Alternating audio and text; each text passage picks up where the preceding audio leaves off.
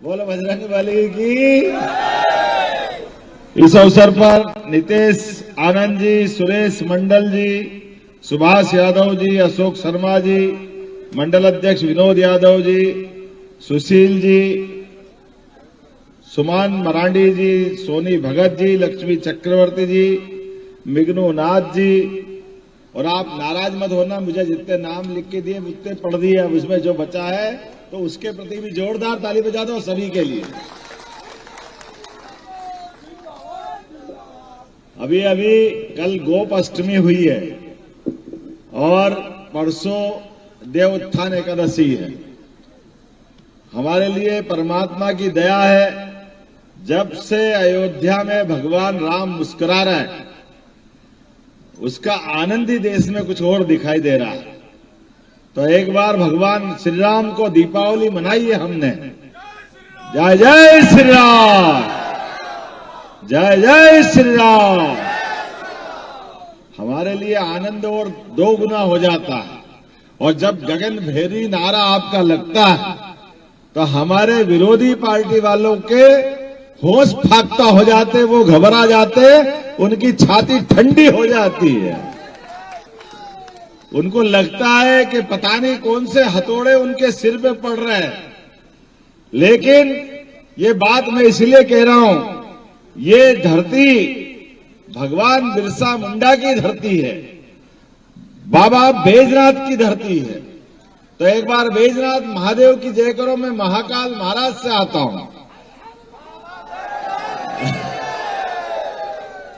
और ये हमारी सनातन धर्म की जय जयकार जब होती है तो जय जयकार के पीछे छिपा हुआ हमारा गौरवशाली इतिहास भी याद आता है। और हमें याद आता हमारे संथाल भाइयों का 1855 का विद्रोह, जिसमें अंग्रेजों के भी होश फाख्ता किए। शहीद सिद्धू कान्हू के चरणों में मैं प्रणाम करता हूं, उनको अभिनंदन करता हूं। भगवान बिरसा मुंडा की एक एक व्यक्ति जिन्होंने अपने प्राणों को पुष्प समझ के इस भारत माता के चरणों में समर्पित कर दिया।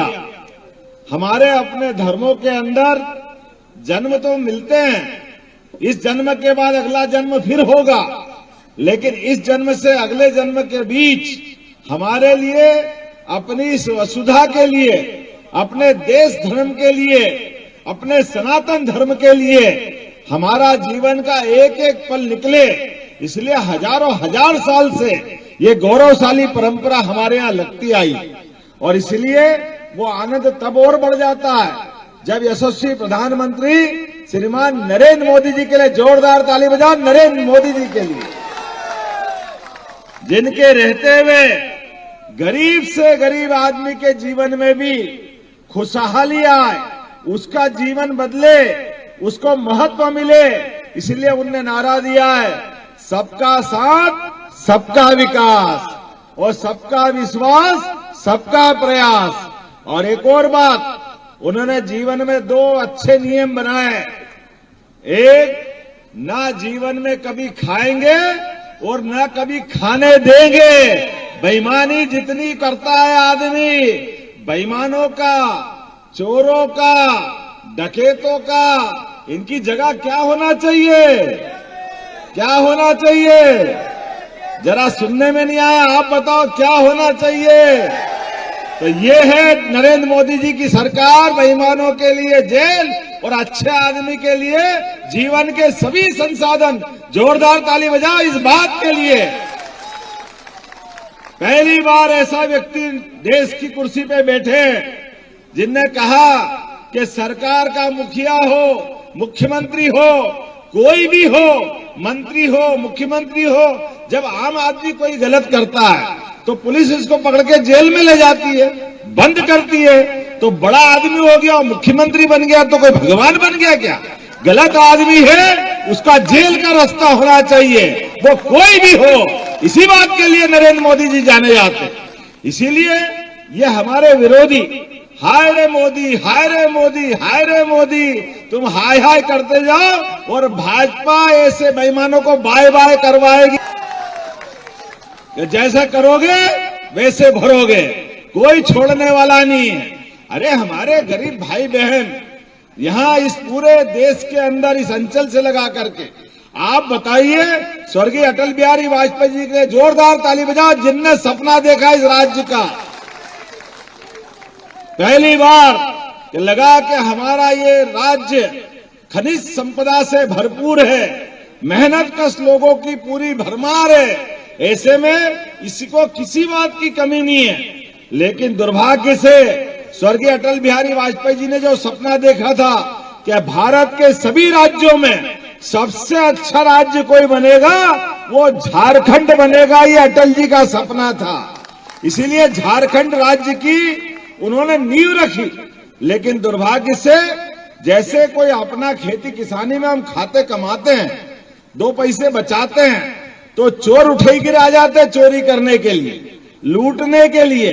ये चोरों की जमात आ गई है जो लगातार आपके पास से आपके हक के पैसे, आपकी मेहनत का पैसा, आपके पुरुषार्थ और पराक्रम के ऊपर इनके डाके डल रहे हैं। इसीलिए ये कांग्रेस और हेमंत सोरेन सारे के सारे चोरों की जमात आ गई है। ये लगातार अपने गरीब भाई बहनों के हक पे डाका डाल रही है।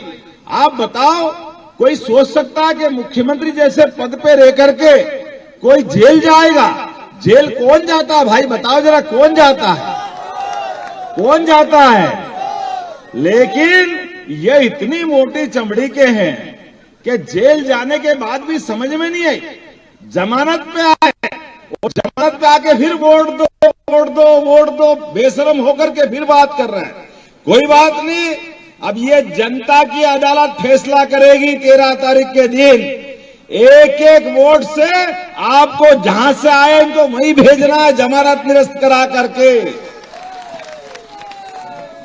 गरीबों के साथ अन्याय करने का, अरे ये तो भगवान राम और कृष्ण का देश है।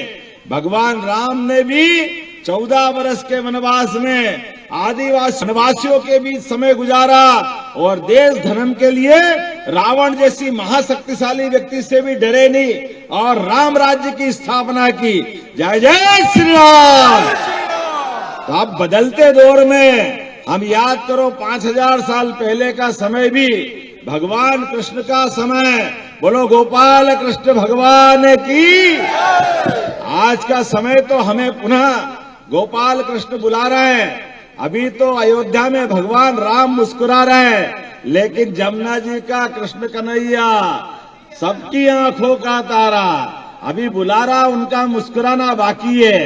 ये चंडाल चौकड़ी पहले भगवान राम के मामले में अड़ंगे लगाते थे, भगवान राम का मंदिर नहीं बनने दे रहे थे, भगवान राम अयोध्या में पैदा नहीं हुआ। ये कांग्रेस के लोग शपथ पत्र देके सुप्रीम कोर्ट में अड़ा रहे थे। वो तो धन्यवाद है सुप्रीम कोर्ट के लिए, जोरदार ताली बजाओ, दूध का दूध पानी का पानी कर दिया। और उस बलबूते पे भगवान राम के मंदिर के गर्भगृह प्रवेश में 56 इंच के सीने वाले हमारे प्रधानमंत्री बैठ करके आनंद के साथ भगवान को मुस्कुराते देख करके अपना सबका जीवन धन्य कर रहे थे। आज नहीं तो कल फिर कोर्ट में विचारधारा और हमारे साथ पूरी पार्टी सुप्रीम कोर्ट सबका निर्णय का इंतजार करेगी कि भगवान कृष्ण को अगर मथुरा में मुस्कुराते देखेंगे, इससे अच्छा कौन सा मौका हो सकता है? मुस्कुराना चाहिए कि नहीं मुस्कुराना चाहिए? तो ये गोपाल कृष्ण के समय की बात है। लेकिन ये कंस वाले लोग और कांग्रेस और सोरेन के लोग, ये सब एक ही थैली के चट्टे बट्टे हैं, कोई अलग नहीं है।